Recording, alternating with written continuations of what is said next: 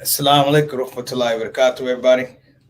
Assalamu alaikum warahmatullahi wabarakatuh, everybody. This is myself, Preacher Moss, the host of the SOS show. Hope that you are having a fabulous Wednesday. We are halfway through the week, brothers and sisters. Halfway. This is hump day. You got to appreciate where you are. You know why? Because you don't want to go back to where you've been. All right. So, first of all, I want to give some shout outs to some people. We got some sick and shut in. Sister Nancy Mustafa. We want to make sure we give a shout out to Brother Kendrick Samuels. I forgot to do this earlier. Shout out to Miss Eleanor. Everybody who's on the men. Want to give a shout out to my mom, as well as other people who are just not feeling well. I just want you to know here on the shout out show, you are not forgotten. Duas out for all of you. And if you have some people that you like for us to make dua for, hit us up at permissionablepaughter@gmail.com so we can make sure that we get them on appropriately. Brothers and sisters, this show, I'm not going to say it's different or anything like that, but every once in a while, it's fun to dip back and think about where we are, as opposed to where we were. Let me say it again. Think about where we are as opposed to where we were. Now, I have tried to, in my own way, comedic way, my own research way, try to really find out where we are in terms of society today.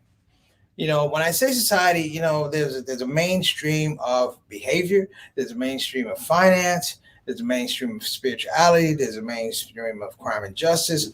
All these things, gender. But today, I want to take one strand that I think is really being overlooked. While we talk about social justice and all the issue about gender roles, religion, vaccination, there's something every once in a while that you have to look at, and it has to do largely with the economy. Therefore, the name of the show today is called "It's the Economy Stupid Part 2." The reason why it's part 2 is because we delved into this last year and began to look at some of the rudimentary aspects of finance here in the United States that really affected us. And now a year later, a little under a year later, it's interesting because you can kind of take those parts. Now, this will not happen magically, and I'm going to ask you and generously, I'm going to ask you to be generous with your time, because sometimes putting the pieces together is not the easiest thing to do. I want to take us back to 2008 and bring us to where we are in 2021. You're talking about a span of 13 years, a span of policies, changing presidents, financial crashes, a housing crash, all those things, a pandemic. But they do have a strain. They have a backdrop that we can't overlook. And that backdrop, brothers and sisters, is the economy. So, like I said, I'm going to beg your patience because this does take a while to put this show together. I've been working on it, I want to say, probably about the last 2 weeks, 2.5 weeks, just to have it mean something to us at a basic level, not giving us all the terms and the levers and the lexicon of economics and finance, but be able to paint a picture where everybody can kind of see themselves in the picture. All right. So that's the number one thing. Number two is I'm going to encourage everybody to think. I'm going to encourage everybody. I'm not talking about whether you're a finance person. It doesn't matter. You're king, cook, anything in between. If you have questions about some of the things I want to say today, I would encourage you to, yes, get in the chat, put up your comments, put up your questions, and I'll try to answer them as best as I can. I am not, brothers and sisters, an economist. I did not go to school for that. I did not study finance. But what I did learn, brothers and sisters, on the other side of not being an economist or a person trained in finance, I looked out of my community and I saw how it affected people. So part of this talk we're going to do today, part of the shout out show is going to be talking about it's the economy stupid, it's how it affects people. Now we're going to start with something called, and you're familiar with it, it's called the big lie. I don't want to tell you what the big lie is right now because a lot of you guys are getting frustrated. I don't want you to think before we come back. I want you to reason what the big lie could be. And then we're going to talk about it. And then we're going to talk about how this applies to you, how it applies to me, because the more we're informed, the more we're able to keep these things from repeating and happening to us over and over and over again. All right? So I'm Preacher Moss. We're going to start the show. We'll be right back. Shout out show. Let's get rolling.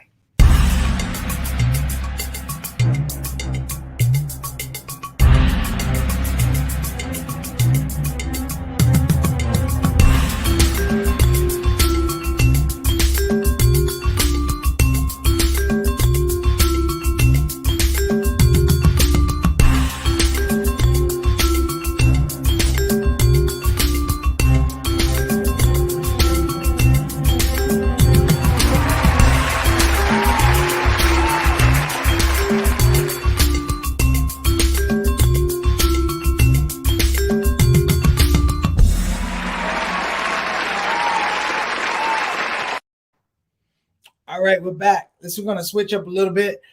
Satan, if you don't mind, I want to make sure that we give a shout out to anybody coming on the show for the first time. We appreciate you. The rules of coming out on the shout out show are very simple. You are amongst family. Make yourself comfortable. Get yourself in the chat room. If you have something you want to say, do that. But at least get in the chat room so we can give you what affectionately is called the shout out. Now, there's some people who are already in the chat room. We call them our shout out show soldiers, shout out show family. They are a part of the gumbo that makes this whole thing work. So this conversation is not going to be had in vain or in isolation. This is a conversation we're going to have that everybody can jump into. So let me show you how it works. First off, we're going to give a shout out to Miss Mary Moss, better known as Mama Son, who's been missing in action. She didn't call her son yesterday or today, but it's okay, Mama. I love you. I see you on the show. You representing. God bless you. I'll talk to you and give you a piece of my mind later, but I'm glad to see you on the show. Next up, we got Sister Ree. Sister Ree, how are you doing? Thank you so much for being a regular on the Shout Out Show and supporting this cause and supporting this information. I think you might like the topic today because I'm going to try and break it down. In fact, this is inspired not by the economics and the finances and the woes that we deal with here. This is inspired by one of my favorite talk show guys that I watched as a child, Petey Green. So I'm going to try and break this down Petey Green style, all right, without cussing. So I'm going to try to break down Petey Green style. All right, Reed, shout out to you and your family. Thank you for coming. Sister Ika coming all the way from Indonesia, Depok, Indonesia. Hope you're doing well. Hope your daughter is feeling better. We appreciate you coming on the show and sharing your light. Sister Ika from Indonesia. Next up, we got Sister Naima coming all the way from the D. Wa alaikum assalam wa rahmatullahi wa barakatuh, sister. We hope that you having a good day, just like everybody else on the show. I hope that everybody's having a good day. We're going to talk about some things, and I hope it makes sense. This is almost in the framework with John Coltrane. We're going to start at a position. It's going to go here, go there, but we hope in the end that we're going to have a soft landing, and we're going to actually know and have discussion points about what's talked about on the show today. Sister Naima, hope you're doing all right. Thank you so much. Next up, Altaf Rashid, our international ambassador, our Canadian ambassador to the show. Altaf, we appreciate you coming on. Altaf is going to be important because what I'm going to talk about is not just the U.S. economy.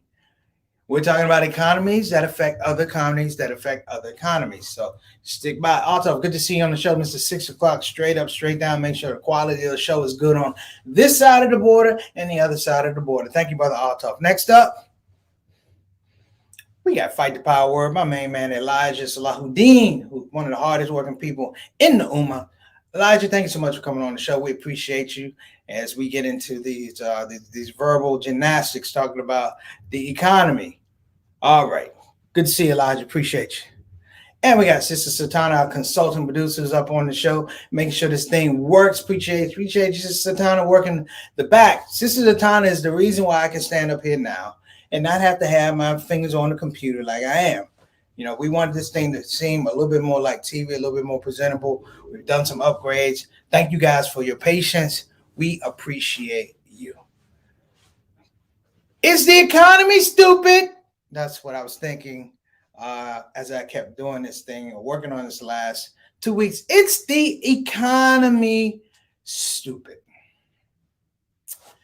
The big lie. I'm going to read to you the big lie, courtesy of Paul Krugman's In This Depression Now. Here, brothers and sisters, is the biggest lie that's been told. And I hate to disappoint some people, but this lie was not told by Donald Trump. Let me read it to you. The big lie. I hear your complaints. Some of them are totally unfounded. It was not the banks that created the mortgage crisis. It was plain and simple Congress who forced everyone to go and give mortgages to people who are on the cusp. Be poor people, minority folks. Now, I'm not saying I'm sure that was a terrible policy, because a lot of those people who got homes have them and wouldn't have gotten them without that. But they were the ones who pushed Fannie and Freddie to make a bunch of loans that were imprudent, if you will.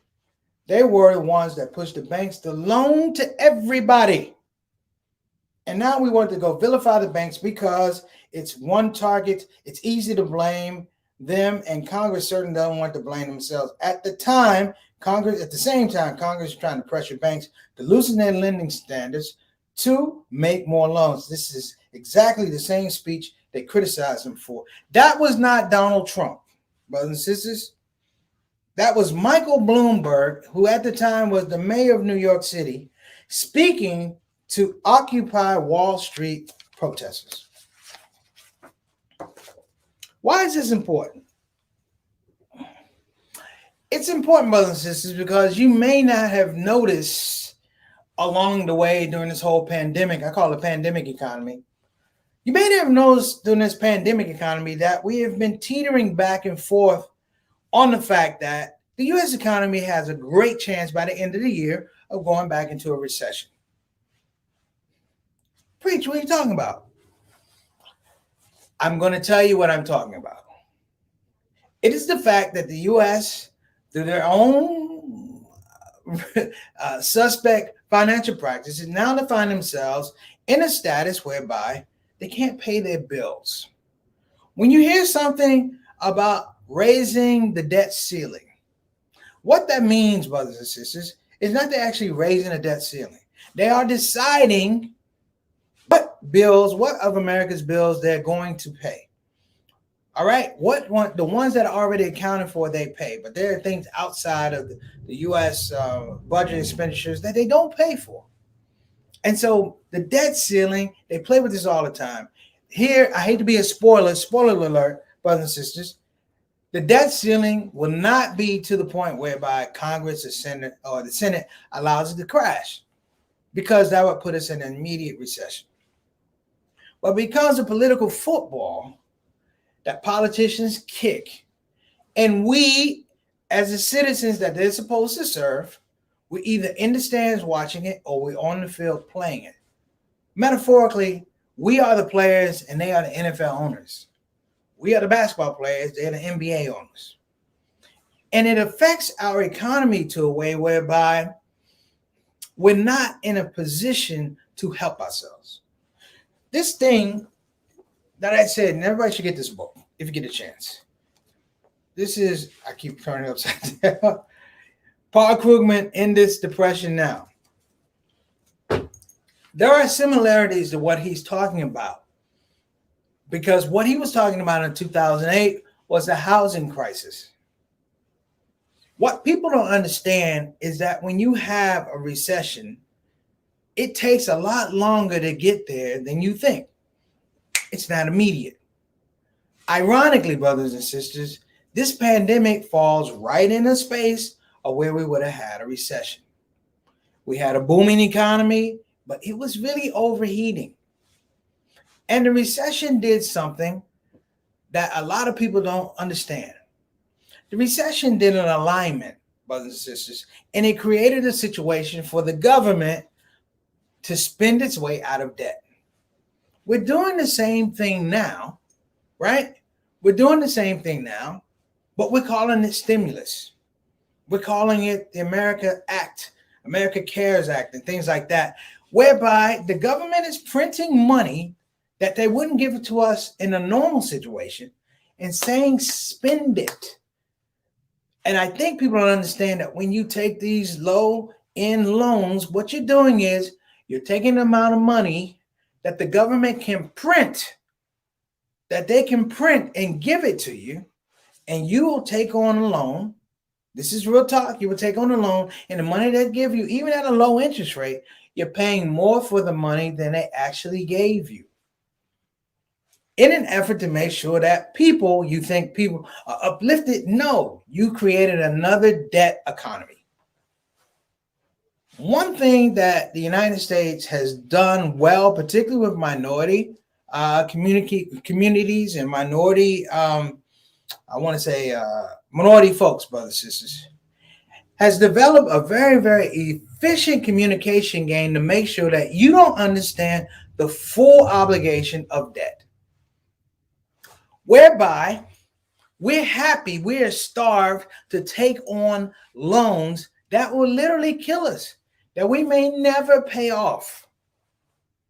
There was a time, brothers and sisters, There was a time where you would go through the neighborhood and you see a church, you see a liquor store, and you see a payday loan place. Church, liquor store, payday loan place. And it was the idea that you could get to people and have them, for lack of a better word, take out loans, micro loans, for minimum amounts of money, charging them maximum interest. My cousin worked at one of these payday loan places. We went to go have lunch. I went to pick him up, and he was working it. And I looked on the wall, and it gave everybody the amount. They never loaned any money above $1,000. Pay attention. Never loaned money above $1,000, but they put the interest rate beside it. They had stuff that was literally 300% interest if you didn't return it at the time you were supposed to do it. Now, what does this have to do with where we are now? I'm going to tell you. I've been trying to put this together. The whole idea of a PPP loan, payroll protection program, was the fact that you had to force people to take credit. Hear me now. You had to force people to take credit. I have a very sneaky suspicion that the stimulus checks that went out were tied to a tax algorithm that we're not going to find out till 10, 15 years later. You probably already paid for that money that you received 3 or 4 times over with. They're just giving it to you now. And the reason I'm saying that is because when you look at debt, and when I say debt, brothers and sisters, I mean real debt. I'm not talking about your credit cards or your mortgage. I'm talking about meaningful debt, like profound debt, sovereign debt. We are not exposed to the whole idea of how finance works for countries. Therefore, when we get information from our leaders, quote unquote, they're not giving us the full picture. One of the things that I learned when we had the housing crisis is that the government, brothers and sisters, didn't have to bail out the banks. They had to bail out all the shadow banks, meaning all these private equity firms that were loaning money to people in subprime mortgages, getting them in and repackaging these mortgages. They had to have people, a steady stream of people. And having that steady stream of people gave them the ability to go repackage and have people invest. Some say it was a Ponzi scheme. I say it was a Ponzi scheme, and because it's based on what? People being able to pay their bills. But it backfired. And when the crash happened, people lost their jobs. And people literally walked into a bank and put the keys to the house in an ashtray and walked away from the house because they knew they couldn't afford it.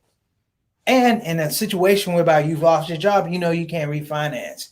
Therefore, there was a glut of houses. Now, the audacity part for a lot of folks was we have this situation, and the Republicans and the Democrats, and they're equally to blame. Let's just call it equally to blame. The problem was when Obama was in office, it's not that he asked for a lot of money for the TARP program. It's that he didn't ask for enough money. Because people know you only get one bite of the apple. He didn't ask for enough money. And not asking for enough money, brothers and sisters, means he had to come back to the people who didn't want to give it to him in the first place. And that, brothers and sisters, basically underlined his first term and his second term. Now, what does that mean today? Let me guys give you an example of something that happened to me. When the pandemic hit and people lost their work, I'm not immune. I remember I lost about 7.5 months of work in about, 2 weeks. Think about that. I got something from the credit card company that I had been paying my credit card. And what they did, they sent out something and said, can you give us your income statement right here, right now? This is during the pandemic. And I don't want to lie and say, well, hey, I've lost this work. This is what I think it's going to be. Let me tell you how credit is, brothers and sisters. Before the pandemic, imagine you have a credit card that's $1,000. Well, let's say it's $10,000 on a credit limit. You use 2,500. According to the use of your credit, that means you're only using 25% of it. What the credit card companies did, which is criminal and nobody picked it up, they put a new algorithm out about your earnings and all of a sudden they reduced everybody's credit limit. So where I had $10,000 and only used 25% of it, they reduced it to $5,000, and now I'm using over half of my credit. Same interest rate, same due date, half the credit, but when it goes to the credit agency your credit rating people, it now looks like you're spending half of the credit line. Now, this is dirty, but I'm saying this is business. They practice austerity, brothers and sisters. Before we ever got to these stimulus packages, they practice austerity. The idea that they say, listen, we're going to give everybody a check, totally goes away from the fact that they have been taking money away from that process. Anyway, it was your money they were giving it to you, and they're only giving you a little bit of it. When you start thinking about some of the things that are going on, the ability to produce this amount of money, we're talking about trillion-dollar budgets, belies the fact that in 2008, they didn't ask for enough money. Even Donald Trump, who doesn't want government interference, found a way to put together a package that literally put out trillions of dollars. Joe Biden, trillions of dollars. And you say, what is that thing that they're doing? They're trying to spend themselves out of debt. But here's the problem with trying to spend yourself out of debt. There has to be alignment. There has to be alignment. One of the things I want everybody to look at is a jobs report. That we have so many jobs that are open, but we have so many vacancies. So many jobs that are open, but so many vacancies. And you say, what does that mean? Well, indicator of GDP is the amount of people who are working. The gross domestic product has to do with people who are working, not people who are off, not people who are artificially off. Because you had some people who said, wait a minute, let me look at the job market. The job I'm doing pays less than the check I'm getting for unemployment. Am I mad? No, that's their money. But the thing we can't overlook is the fact that businesses got caught with their pants down because at this point in time, they had to bring people back to the marketplace. Before the pandemic, you did have a good jobs report, but the thing that people didn't talk about was the fact that the jobs that people were saying, oh, we have all these jobs, they weren't great jobs. They didn't have sustainable wages. Hey, I got a job and it only pays $10 an hour. I'm working for the job. I need another job or 2.5 jobs to make one job. And it's real. It's real. But when you start listening and thinking about world economies, brothers and sisters, the United States has shaded the United States citizens from understanding that global economy affects the U.S. economy. One of the things they're going to be talking about here in the next couple, month or so, they're talking about it now. It's getting more steam because overseas you're having issues with global supply chain.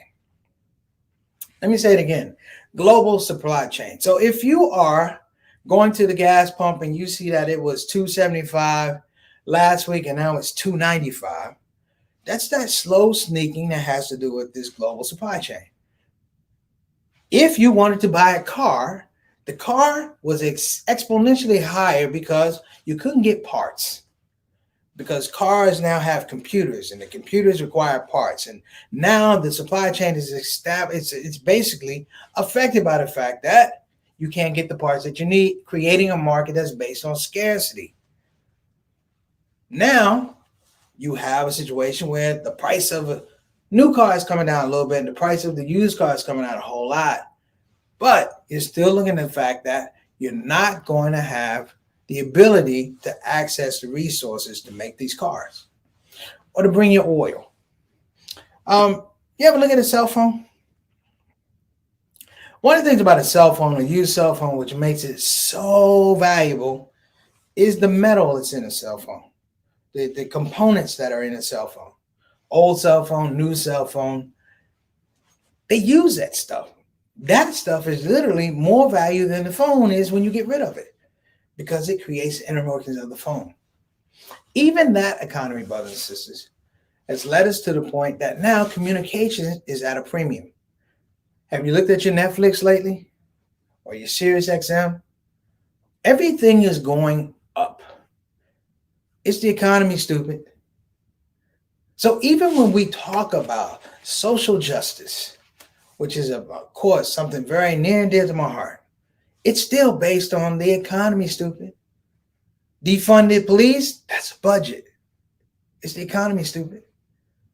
We talk about moving mountains and having mobility for justice and freedom and equality, but you can't do it without understanding basic economics.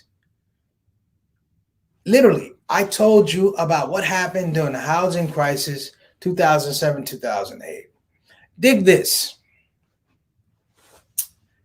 When you deal with economies, brothers and sisters, the reason you dump a lot of money into economy is so it doesn't affect another economy.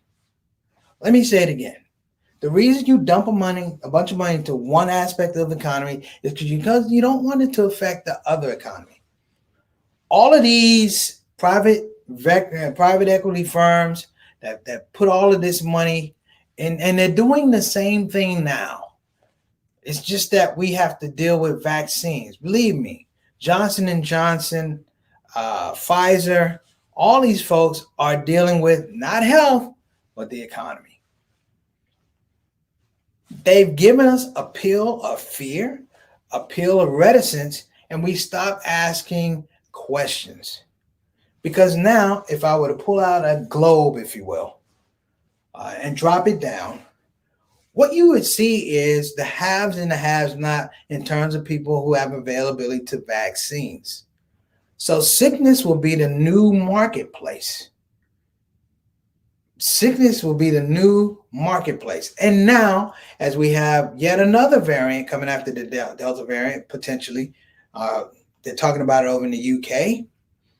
You have another round of whereby you're going to have people who are not protected, but the cost of getting protection, the cost of getting a vaccine is now double and triple because we're dealing with scarcity. And in a market that's built on scarcity, it takes no prisoners. It takes no prisoners. The big lie, brothers and sisters, that Trump has told, the big lie that Bloomberg told, was the fact that this effort, this financial effort, was based and solely focused on low income, minority people who weren't able to get housing the normal way, through Freddie Mac and companies like that. The big lie is they sent that money out to everybody. Blacks, Latinos, single women. You were the last one to get the money. Everyone else got the money. Everyone else got these loans, these subprime loans. And when the bottom fell out, they focused it and said, no, it was these people. In this economy right now, you have the same thing. And this economy is going to be a blame economy. We will frame it on blame.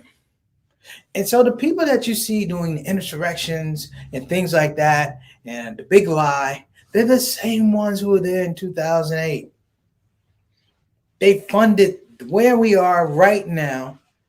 And I say funded, I mean by miscommunication, false information, and feeding to the fear and the insecurity. I'll tell y'all something. One thing about COVID is it put front and center the fear, anxiety, and in some cases, brothers and sisters, paranoia of white America. It let you see that they were scared about losing their houses. This was the thing that didn't happen back in 2008. It happened a little bit. But the subprime loans and no doc loans and all that, they showed you a little bit. Oh, but the pandemic was much worse. Not only are you losing your house and your livelihood, hell, you could lose your life. And even now, we have an economy of people who want folks to believe that a vaccination is bad. Okay, vaccination is bad, but what are your alternatives other than the conversation we're having right now? You can say, hey, look at the science, trust the science. Yeah, I can read just like everyone else can read, but it's also making the connection. Brothers and sisters, in 2021, and we'll come back. Satana, remind me, in 2021, we're going to come back and see if we are in the throes of a recession at the end of the year. So listen, I know I've gone off a little bit, brothers and sisters. I appreciate your patience. This is a very wide topic, and hopefully we'll do Is the Economy Stupid 3, inshallah. But I'm going to go ahead and get off. I want people to go ahead and get back. But I do want you to think, when you read things and you see things about this economy, understand that there's a situation scenario that's been occurring and they haven't brought it to you. So that's what you have to do. You got to investigate. All right. So let's go ahead and get to our sponsors. Talking about economics, I want to give a shout out to my brother, Johnny L. Thomas. What's up, JT? Wa alaikum assalam wa rahmatullahi wa barakatuh. Let me see. All of my credit cards. There you go. All my credit cards were reduced by 70%. JT, and then we didn't even talk about it. I'm just putting it out there. This is a credit card I paid on time and da-da-da. They kept doing it. What's going on, brother Eric Carter? What's up, Big E? Wa alaikum assalam wa rahmatullahi wa barakatuh. All right, brothers and sisters, we're going to wrap up. Let's go ahead and get to our sponsors. I want everybody to check out BeFinanciallyIndependent.com. Again, that's BeFinanciallyIndependent.com. Get to learn about your money, how to get your money to work for you. If you don't want to go to the website, call 1-888-496-6845. Again, that's 1-800-496-6845. All right? As well, if you want to get your mind working, check out the Bayan Islamic Graduate School. You can go to Bayan online. They're filling in for the spring, brothers and sisters. You got to check it out. An incredible program. I vouch for it personally. Check them out at Bayan online. So listen, that's our show. If you have any questions about this show, please go to permissiblelaughter@gmail.com. Again, that's permissiblelaughter@gmail.com. And let's keep this conversation going because, we can't live with any more big lies. I'm Preacher Moss. You guys have been great. See you tomorrow, inshallah. Assalamu alaikum wa rahmatullahi wa barakatuh. Assalamu alaikum wa rahmatullahi wa barakatuh. Well, team, we've come to the end of yet another show. And I have to say I had a good time, and I hope that you had a good time as well. Listen, at this part of the show, we have no more show. I could literally sing a song saying we have no more show. However, to spare all of us that embarrassment and chaos, I'm just going to say, please join us tomorrow here on the Shout Out Show, Monday through Thursdays, and every first Saturday, we do our Saturday Spotlight. Here we are again, 5 to 5:30 on the Central Time. And of course, we're going to do our rebroadcasts at 8 o'clock Central, 9 o'clock p.m. And of course, that would be 6 o'clock on the West Coast. So, time for you to go because it's time for me to go. I think I will do that song. Thank you for coming to the show. Thank you for coming to the show. That's all the lyrics I wrote. But you get the idea. See you tomorrow. Assalamu alaikum. Shout out.